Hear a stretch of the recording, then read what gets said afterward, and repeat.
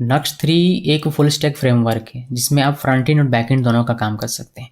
हमने ये चीज़ देखा भी है कि फ्रंट एंड का काम किया जा सकता है और बैक एंड का भी काम किया जा सकता है। हमने सर्वर फोल्डर बना के और काफ़ी सारी चीज़ें सीखी हुई हैं, लेकिन डेटाबेस इंटीग्रेशन हमने अभी तक नहीं किया कि कोई एक डेटाबेस हम लोग यूज़ कर ले यहाँ पर अपनी फुल स्टैक फ्रेमवर्क में, तो वो हमने नहीं देखा। तो मैं आज आपको दिखाता हूँ कि किस तरीके से आप डेटाबेस इंटीग्रेट कर सकते हैं। और यहाँ पर हम लोग डेटाबेस यूज़ करेंगे MongoDB का। तो आप कोई भी यूज़ कर सकते हैं वैसे, लेकिन MongoDB ज़्यादा यूज़ होता है नक्श 3 के साथ, इसलिए मैं आपको MongoDB ही दिखा रहा हूँ। बहुत ही ईजी सा काम रहेगा, आपको अच्छे समझ में आ जाएगा। हम लोग एक प्रोजेक्ट यहाँ पे पहले क्रिएट करते हैं, npx नक्सी init और ch34 ये हमारा रहेगा। तो इंटर की प्रेस करते हैं और ये थोड़ा सा समय लेकर हमें एक ch34 का एक प्रोजेक्ट क्रिएट करके दे देगा। देखिए cd ch34 इसके अंदर जाना है, फिर यहाँ पर npm i लिख के सारे पैकेजेस इंस्टॉल कर लेने हैं। देखिए सारे पैकेजेस इंस्टॉल हो गई। अब इसके अलावा हमें mongoose यहाँ पर पैकेज इंस्टॉल करना पड़ेगा। अभी अब पैकेज लोकेशन फाइल में जाते हैं तो यहाँ पर डेव डिपेंडेंसी में सिर्फ नक्श दिखाई देता है और कुछ भी नहीं। mongoose हमें जरूरत पड़ेगी बिकॉज हम लोग MongoDB से अपना कनेक्शन बनाएंगे, उसी लिए तो हमें जाना पड़ेगा npmjs.com पर और यहाँ पर सर्च कीजिएगा mongoose, फिर आपको ये मिल जाएगा mongoose।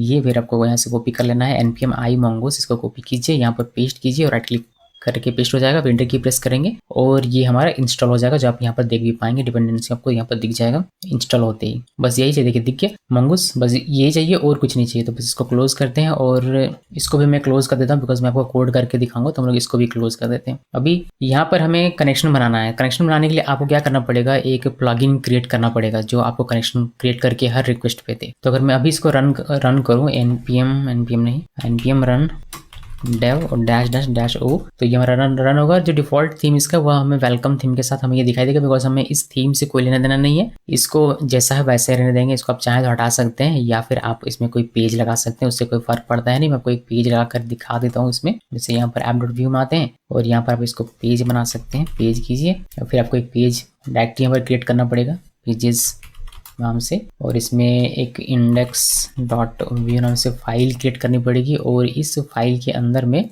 आप, चलिए मैं यहाँ पर हम लोग एक बेस अभी के लिए इतना लिख देते हैं और टाइपस्क्रिप्ट यूज़ करूँगा नहीं मैं, तो मैं इसको हटा देता हूँ और यहाँ पर सिर्फ लिख देते हैं होम पेज। h1 लिखते हैं होम पेज और एक 4 दे देता हूँ मैं, हॉरिजॉन्टल लाइन ये बना के मैं दे देगा। इसको सेव किया और ये पेज आपको यहाँ पर दिखने लगेगी। कि यहाँ पर क्यों नहीं दिख रहा भाई, सर्वर में देखिए आप दिख रही, रिफ्रेश करने के बाद देखिए ये होम पेज दिख रहा है। तो बहुत अच्छी बात है, ये हमें इतना हमने जाना हुआ है पहले से और इतना हमारा काम हो रहा है। अभी हमें क्या करना है, हमें इसमें एक सर्वर प्लगइन क्रिएट करना है। सर्वर प्लगइन क्रिएट करने के लिए मैंने आपको बताया है कि सर्वर प्लगइन क्रिएट करने का आपको सर्वर फोल्डर पहले क्रिएट करना पड़ेगा। तो यहाँ पर सर्वर नाम से एक फोल्डर क्रिएट कीजिए। इसके अंदर में प्लगइन्स नाम से आपको एक फोल्डर क्रिएट करना पड़ेगा। तो सर्वर के अंदर में प्लगइन नाम से एक फोल्डर क्रिएट किया। प्लगइन्स के अंदर में एक फाइल हम लोग क्रिएट करेंगे जिसका नाम रखेंगे db कनेक्शन।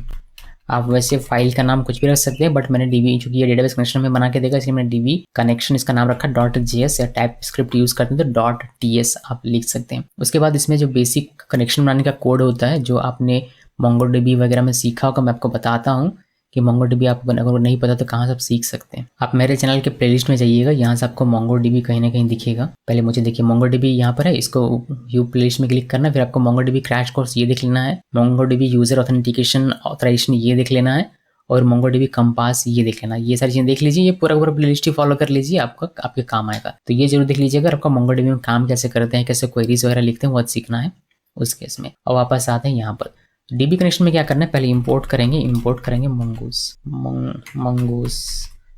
mongoose से इंपोर्ट कर लिया। उसके बाद एक्सपोर्ट डिफ़ॉल्ट करेंगे, एक्सपोर्ट डिफ़ॉल्ट और एसिंक बनाएंगे इसको। और यहाँ पर हम लोग लिख देते हैं एक, यहाँ पर बेसिकली लिखा जाता है अवेट और यहाँ पर mongoose.connect एक मेथड होता है जो मैं MongoDB से कनेक्ट करके देता है। और यहाँ पर आप डेटाबेस URL लिखते हैं, जो भी आपका डेटाबेस URL होगा वह डेटाबेस URL, समझ लीजिए ये डेटाबेस URL है URL।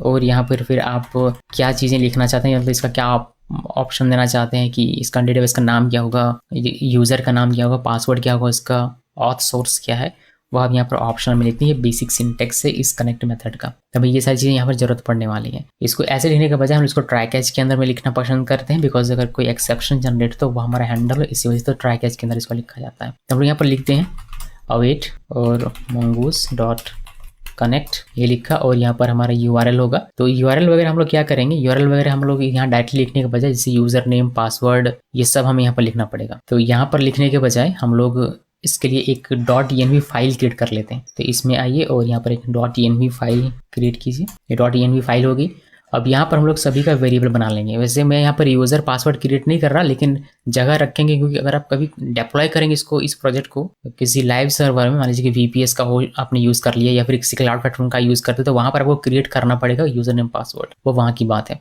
लेकिन अभी के लिए इसको ब्लैंक छोड़ देते हैं और स्कोप बना के रखते हैं कि हाँ अगर क्रिएट किया तो यहाँ पर लिखना पड़ेगा। सो यहाँ पर मैंने .env में लिखा डेटाबेस URL, ये एज इट इज़ रहेगा। अगर आपने पोर्ट चेंज नहीं किया होगा तो डिफ़ॉल्ट पोर्ट यही रहता है MongoDB का, वो हमने लिखा। उसके बाद DB नेम या फिर न्यू ब्लॉग लिखा। आप अपनी मर्जी से डेटाबेस का जो भी नाम रखना चाहते हैं वह रख सकते हैं। डेटाबेस यूज़र नेम हमारा कुछ भी नहीं रहेगा तो मैंने ब्लैंक लिखा हुआ है। पासवर्ड कुछ नहीं रहेगा तो ब्लैंक है। ऑथ सोर्स कुछ भी नहीं तो ब्लैंक है, ठीक है। अब ये हम लोग यूज़ करेंगे यहाँ पर, लेकिन हम लोग ऐसे डायरेक्टली यूज़ नहीं कर सकते। इसको हमें यूज़ करना पड़ेगा रन टाइम कॉन्फ़िग के द्वारा। तो यहाँ से ये चीज़ पहले जाएगा रन टाइम कॉन्फ़िग में, फिर रन टाइम कॉन्फ़िग से हम लोग यहाँ पर यूज़ करेंगे।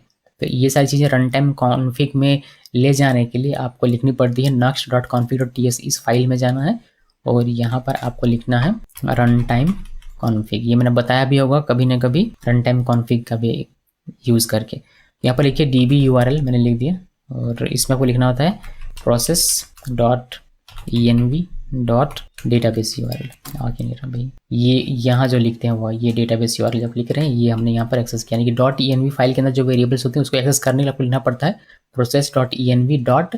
जो भी नाम है उसका हुआ। इस तरीके से आपने एक लिख लिया। अब इसी तरीके से आपको DB नेम लिखना है और इसका होता है process.env.db नेम, इस तरीके से।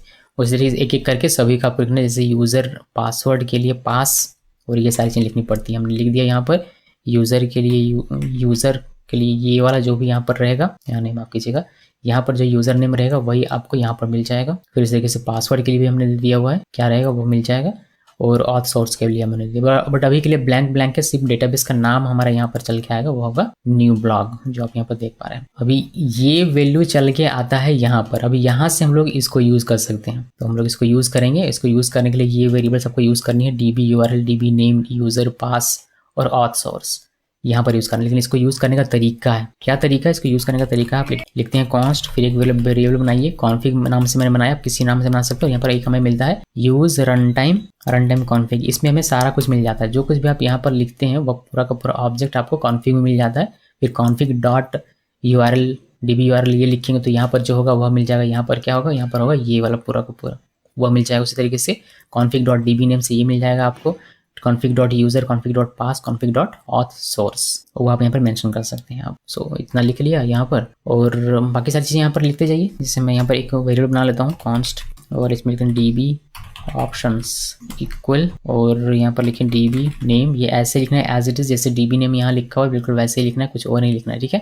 और यहाँ से यहाँ वैल्यू आएगा config.db नेम से। तो उसी तरीके से यूज़र पास और ऑथ सोर्स के लिए आपको यहाँ पर लिख देना है। तो हम लोग क्विकली लिख देते हैं, हमने लिख दिया। अभी यहाँ पर URL आएगा, URL आप लिखिएगा config.db URL, इस तरीके से आपको URL मिल जाएगा। और बाकी जो DB ऑप्शन है वो सारा का सारा यहाँ पर आता है, यानी कि आप चाहें तो ये सारा चीज़ यहाँ पर लिख सकते हैं एक ऑब्जेक्ट के तौर पर, बट मैंने वैसा नहीं करके इसका एक ऑब्जेक्ट बना लिया पहले, फिर उसका मेंशन किया। हमारा क्लीन कोड हमारा साफ सुथरा दिखता है इसी वजह से। और यहाँ आपको URL लिखना था, हमने वो लिख दिया। अभी इतना कर लिया। अभी हम लोग इसको चेक कर सकते हैं कि ये हमारा कनेक्शन बना पा रहा है या नहीं। हम लोग करते हैं console.log और यहाँ पर आपको लिख देना है कनेक्टेड सक्सेसफुली, या फिर नहीं कनेक्टेड सक्सेसफुली ही लिख देते हैं, कोई इशू नहीं है। आप चाहें तो अपनी मर्जी से कुछ भी लिख दीजिए, बस ये एग्जामिन करने के। और अगर कोई एरर आता है तो आपको कंसोल होकर दिख जाएगा। तो मैं यहाँ पर ERR करके ऐसे लिख देता हूँ। ओके, सो ये हो गया। अभी हम लोग यहाँ पर देखेंगे, हमें ये दिखना चाहिए, देखिए कनेक्टेड सक्सेसफुली, यानी कि ये कनेक्शन सही तरीके से बना पा रहा है हमारे MongoDB से। अभी MongoDB आपके सिस्टम में रहना चाहिए इंस्टॉल। कैसे इंस्टॉल करते हैं, मैंने अभी जो आप प्लेलिस्ट आपको दिखाया था MongoDB का, उसको देखिएगा, आपको उससे पता चलेगा। यहाँ पर उसके बारे में मैंने डिस्कस नहीं किया हुआ है। सो MongoDB वगैरह सब कुछ इंस्टॉल रहना चाहिए आपके सिस्टम में, तभी आपका काम करेगा। ऐसा नहीं कि बस लिख दिया तो काम हो गया, नहीं। तो ये हमारा कनेक्शन हमारे MongoDB से बन चुका है। अब हमें क्या करना है, हमें इसका मॉडल बनाना है, डेटाबेस क्रिएट करवाना है और फिर डेटा इंसर्ट कर सकते हैं हम लोग, या फिर डेटा फेच करवा सकते हैं अगर डेटाबेस में कोई है तो। चलिए आगे बढ़ते हैं। डेटाबेस तो हमारा कनेक्शन तो बन चुका है, इसको भी क्लोज करते हैं, इसको भी क्लोज करते हैं, इसका कोई काम नहीं है। अब इसमें क्रिएट किया जाएगा एक मॉडल स्कीमा।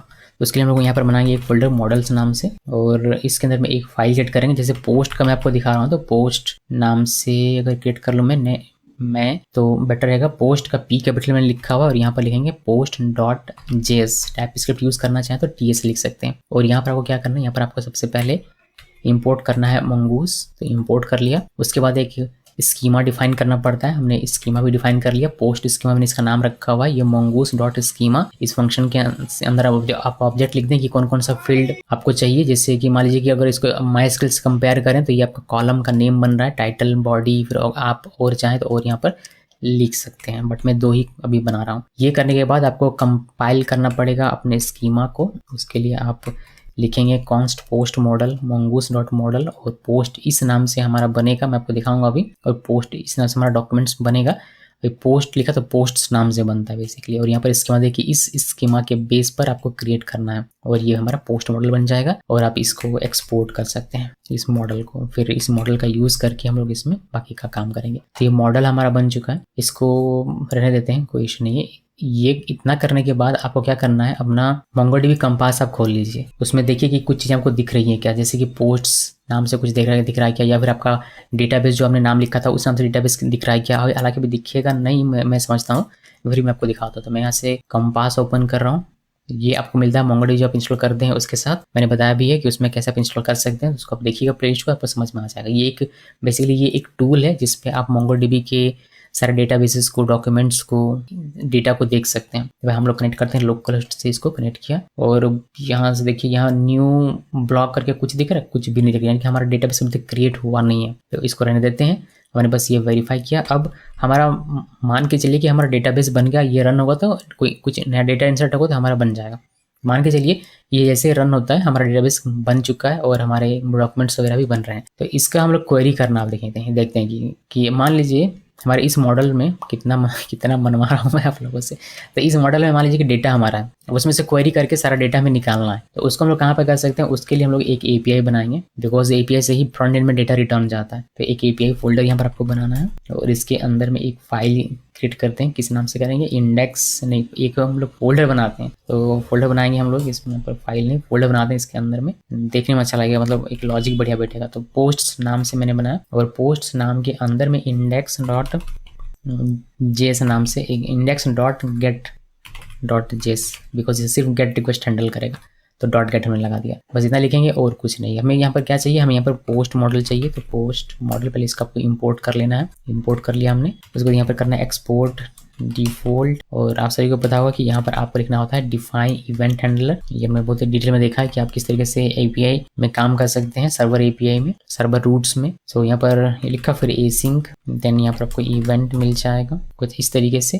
फिर ट्राई कैच और ट्राई कैच लिखा। अभी यहाँ पर कॉन्स्ट और result equal await, then post model से फाइंड कर लो सब कुछ, मतलब जितना भी डेटा है वो सारा फाइंड हो जाएगा इस फाइंड मेथड से और वो रिजल्ट में चला आएगा। अब आपको क्या करना है, सिंपली इस रिजल्ट को रिटर्न करवा देना फ्रंट एंड पे। तो ये बैक एंड का काम मैंने किया। अगर कोई एरर आता है तो कंसोल लॉग भी हो जाए तो मजा आ जाएगा। तो ये हमारा काम हो गया और ये हमें दिख जाएगा। ये हमें दिखेगा कैसे, ये हमें दिखेगा इसका रूट क्या बनता है, जो हमें हमारा डोमेन होगा वह /API/posts, because index dot gate dot से तो पोस्ट में हमारा ये चल पड़ेगा। और ये क्या करेगा, ये हमारे डेटाबेस से डेटा खींच के ला के हमें रिटर्न करके दिखा देगा जेसन में। देखते हैं कि ये काम करा या नहीं। सो हमें क्या करना है, हमें वेब पेज में जाना है और ये वाली ये रूट हिट करनी है। अब ये तो हमारा फ्रंट एंड है, ये फ्रंट एंड नहीं, हम लोग सर्वर वाले रूट पे हिट करेंगे। उसके लिए आपको यहाँ पर लिखना है /API/posts। एंटर की प्रेस किया और देखिए आपको यहाँ पर दिख रहा है कि पेज नॉट फाउंड। ये तो नहीं दिखना चाहिए था, ब्लैंक दिखना चाहिए था एटलीस्ट, कि कोई भी डेटा नहीं है। तो ये तो पेज नॉट फाउंड दिखा रहा है। क्यों भाई, API पोस्ट्स index.get.js ठीक तो है। अभी हम लोग इसको एक बार सर्वर को रीस्टार्ट कर लेते हैं। यहाँ पर क्या एरर आ रहा है वो भी पता चले कि इसमें इसको सर्वर को रीस्टार्ट करते हैं और देखते हैं कि क्या समस्या है इसमें। अगर कोई समस्या होगी तो इसको सॉल्व किया जाएगा। और क्या, तो यहाँ पर आइए और देखिए हमारा ये चल पड़ा। अभी वापस से करते हैं /API/posts, जो कि प्रेस करते हैं। अभी देखिए हमारा सर्वर रीस्टार्ट करने के बाद ये ब्लैंक आ रहा है, तो यही हमें चाहिए था, कोई एरर नहीं हो, बस सर्वर को रीस्टार्ट करना था। इतना कर लिया। अभी हम लोग कंपास में वापस से चलेंगे, MongoDB का जो कंपास है यहाँ पर, और इसको रीलोड करेंगे। जैसे रीलोड करते हैं आपको यहाँ पर न्यू ब्लॉग एक दिख जाता है, डेटाबेस नया अभी क्रिएट हुआ। इसके अंदर में एक डॉक्यूमेंट आपको, एक कलेक्शन आपको दिख जाएगा पोस्ट नाम से। ये आपको ये देखिए जो डेटाबेस नेम आपने यहाँ पर लिखा होगा, इसको नीचे करते हैं थोड़ा सा, जो डेटाबेस नेम आपने यहाँ पर लिखा होगा, यानी .env फाइल यहाँ पर, उस नाम से आपका डेटाबेस क्रिएट हो गया। अब जी जो नाम आपने यहाँ पर लिखा अपने मॉडल में, ये पोस्ट, इसमें S लगा के लास्ट में, उसी नाम से आपका कलेक्शन क्रिएट होता है, जो आप यहाँ पर देख सकते हैं पोस्ट नाम से। अब इसके अंदर में डॉक्यूमेंट्स आपके बनेंगे अलग अलग, यानी कि डेटा आपका इंसर्ट होगा। तो मान लीजिए कि मैं यहाँ से इंसर्ट करता हूँ, बिकॉज मैं आपको इंसर्ट करने का कोड यानी कि पोस्ट रिक्वेस्ट यहाँ पर नहीं बना के दिखाऊंगा। यहाँ पर पोस्ट में पोस्ट क्रिएट डिलीट अपडेट वैसा नहीं दिखाना, बिकॉज CRUD हमारा यहाँ पर मकसद नहीं है। हमारा मकसद था सिर्फ MongoDB को कनेक्ट करना, तो हम लोग उसको कर चुके हैं। मगर फिर थोड़ा सा अगर आगे बढ़ के मैं आपको दिखा दे रहा हूँ कि MongoDB कनेक्ट करने के बाद आप कैसे काम कर सकते हैं, वरना कनेक्शन तो हमने पहले ही बना लिया था इसी से, प्लगइन से ही, वहीं पर हमारा खत्म हो सकता था। बट मैं आपको थोड़ा सा और आगे लेके चल रहा हूँ। सो गेट रिक्वेस्ट, तो इस पर हमने देखा कि हमारा API दिख रहा है। अभी हम लोग इसमें डेटा इंसर्ट करते हैं और वो डेटा हमें दिख जाएगा अपने API में हिट करने के बाद। यहाँ पर इंसर्ट डॉक्यूमेंट में क्लिक कीजिए और यहाँ से इस पे जाना है और ऐड फील्ड यहाँ पर, और ये field add over title. Then title के बाद क्या लिखेंगे, दिस इज टाइटल 1 लिख देता हूँ। फिर टैब प्रेस करते हैं, बॉडी में आते हैं, फिर यहाँ पर दिस इज बॉडी 1, ये एक इंसर्ट कर लिया हमने, एक इंसर्ट किया। और ये टाइटल बॉडी या आईडी हमारा ऑटो जनरेट होता है। टाइटल बॉडी जो ये हमने लिखा हुआ था यहाँ पर अपने स्कीमा में, ये टाइटल बॉडी, तो यहाँ से देख के लिखना है जो जो आपका फील्ड है उसको, सबके लिए जो भी रिक्वायर्ड है उसके लिए आपको वैल्यू वहाँ से देना पड़ेगा। तो ये हमने दिया। अब ये डेटा हमें यहाँ पर दिख जाएगा। मैं इसको रिफ्रेश करूँ, देखिए हमें ये डेटा यहाँ पर दिख जाता है। API से ये हमारा रिटर्न आ रहा है, ये API से डेटाबेस में से खींच ले रहा है और यहाँ पर हमें गेट रिक्वेस्ट पे दिखा रहा है। अब इसमें एक और डेटा इंसर्ट कर लेते हैं पहले, तो कंपास में ही आते हैं और एक और डेटा इंसर्ट करते हैं। यहाँ पर क्लिक कीजिए, फिर यहाँ से ऐड फील्ड, देन यहाँ से टाइटल, देन यहाँ पर दिस इज टाइटल 2 और फिर बॉडी और this is body 2। Then insert में क्लिक करना है और ये 2 डेटा हो गया, इसको नीचे करते हैं और यहाँ पर रिफ्रेश करेंगे तो आपको दो डेटा दिखाई देगा। देखिए बैकएंड का काम हमारा खत्म हो जाता है। यहाँ से बैकएंड में हमने क्या क्या कर लिया, बैकएंड में हमने पहले डेटाबेस से कनेक्शन अपना क्रिएट कर लिया। कनेक्शन बनाने के बाद हमारा टॉपिक यहीं तक था, ये कनेक्शन बनाना कैसे है हमने वो देख लिया, तो वहाँ पर हम लोग खत्म कर सकते हैं। बट हमने थोड़ा सा एक स्टेप और आगे मैं आपको लेके जा रहा हूँ। कनेक्शन हमने अपने MongoDB से बना लिया, उसमें बनाने के बजाय एक हम लोग क्रिएट कर रहे हैं डेटाबेस और उसमें क्रिएट कर रहे हैं एक कलेक्शन इस पोस्ट्स नाम से। कलेक्शन भी क्रिएट कर लिया। कलेक्शन क्रिएट करने के बाद हमने दो डॉक्यूमेंट भी उसमें इंसर्ट कर लिया, 2 डेटा भी इंसर्ट कर लिया। अब उस डेटा को आप API के थ्रू रिटर्न करवा सकते हैं। जो भी इस API को हिट करेगा उसको ये डेटा मिल जाएगा। अगर मैं आपको पोस्टमैन से भी दिखाऊं तो आप पोस्टमैन भी देख सकते हैं। ये मैं इसको कॉपी कर लेता हूँ, कॉपी किया और ये पोस्टमैन में यहाँ पर आते हैं, इसको पेस्ट करते हैं और सेंड में क्लिक करेंगे तब ये डेटा दिख जाएगा। माफ़ कीजिएगा, हमने यहाँ पर पोस्ट से गेट करना है, उसके बाद सेंड करना है। देखिए हमें डेटा दिख जाएगा, डेटा दिख रहा है। तो अभी हमें क्या करना है, हमने बैकएंड का सारा काम कर लिया, ये API में डेटा भी रिटर्न करके दे रहा है। अब मैं चाहता हूँ कि फ्रंट एंड का काम भी हो जाए, बिकॉज Nux 3 बैकएंड और फ्रंट एंड दोनों देता है। तो सर्वर में हमारा काम हो चुका है, अब हम लोग फ्रंट एंड में काम करेंगे। तो मैं चाहता हूँ कि जो API रिक्वेस्ट करके हम लोग डेटा अभी देख पा रहे हैं पोस्टमैन में या फिर यहाँ पर जेसन डेटा इस तरीके से, ये ऐसे ना दिख के हमें हमारे फ्रंट एंड में दिखे। फ्रंट एंड मीन्स हमारे इस होम पेज में यहाँ पर दिखे। अगर आप ये चाहते हैं तो आपको API पे रिक्वेस्ट करना पड़ेगा और API हमारा वही है जो अभी हमने देखा था। तो उसको करने के लिए आपको क्या करना है, पेजेस में आइए, index.view में यहाँ पर, और यहाँ पर हम लोग रिक्वेस्ट भेजेंगे अपने API के पास। तो कैसे रिक्वेस्ट भेजते हैं, यूज फैच का आप यूज़ कर सकते हैं, एसिंक डेटा का आप यूज़ कर सकते हैं, और बाकी लेजी वगैरह जो मैंने सीखा है उन सभी में से किसी का भी आप यूज़ करते हैं। मैं यूज़ फैच का यूज़ कर लूँ बिकॉज छोटा सा हमारा एग्जाम्पल है, तो ज़्यादा कुछ हमें इसमें करने की आवश्यकता पड़ेगी नहीं। यूज़ फैच लिखते हैं यहाँ पर, और हमारा जो रूट बनेगा इस पर पूरा लिखने की आपको आवश्यकता नहीं है बिकॉज विद इन एप्लीकेशन है। यहाँ पर सिर्फ API/post लिखेंगे तो ये आपका काम करके आपको दे देगा। इससे मिलेगा हमें डेटा को मैं चाहता हूँ कि डेटा को असाइन कर लेते हैं पोस्ट्स में, फिर एक हमारा एरर आएगा तो एरर को भी हम लोग देख लेंगे। बाकी आप चाहें तो यहाँ पर कंसोल कर सकते हैं, मैं आपको कंसोल करके पहले दिखाता हूँ, console.log, और हम लोग यहाँ पर करेंगे पोस्ट्स और इसको सेव कर दीजिए। अभी देखते हैं इस हिट करके कि हमारे कंसोल में आ रहा है या नहीं। कंसोल ओपन करते हैं और ये डेटा हमारा आना चाहिए यहाँ पर। अगर मैं इसको रिफ्रेश करूँ तो देखिए हमें यहाँ पर डेटा दिख रहा है, 2 वैल्यू में यहाँ पर दिखेगा, दिखना चाहिए। इसमें आते हैं, देखिए हमें डेटा दिख रहा है, ये 0 पे ये पूरा का पूरा टाइटल 1 2 3 ये पूरा इस तरीके से होता था, मैं आपको दिखाता।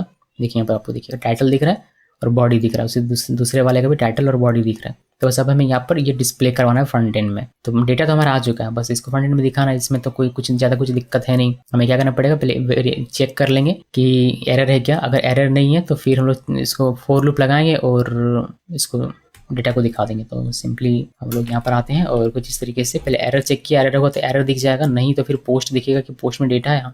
डेटा है, इसको कमेंट कर देते हैं, डेटा है, और डेटा को एक एक करके निकालेगा। आईडी भी हमने दे दिया हुआ है और ये इस क्लास कंटेनर की आवश्यकता नहीं है, यहाँ से इसको हटाते हैं। और बिकॉज CSS वगैरह हमने लिखा हुआ नहीं है, बाकी पोस्ट आईडी दिखेगा, टाइटल दिखेगा और बॉडी दिखेगा, आपको फ्रंट एंड में दिखाई देगा। यानी कि बैक एंड में बैक एंड में ये हमारा है और फ्रंट एंड में हमारा ये है। तो ये फुल स्टैक हो गया ना, और डेटाबेस तो है ही। यहाँ पर देखिए आपको दिख जाएगा, this is title 1, this is title, this is body 1 title 2 body 2। बस हो गया हमारा काम। हम लोगों ने मोंगोडीबी इसमें इंटीग्रेट कर लिया हुआ है और काम कैसे करते हैं वह भी दिखा दिया मैंने बैकएंड में भी और फ्रंट एंड में भी। अब आपको क्या करना है, आपको अब जैसे डेटाबेस में डेटा इंसर्ट करना है तो आप यहाँ पर कंपास में आके नहीं करेंगे, बार बार यहाँ क्यों क्यों के करेंगे। यहाँ से तो यूज़र तो इस तरीके से करेगा नहीं कि यहाँ पर आया फिर एक बार मैं इंसर्ट करके आपको दिखाई देता हूँ।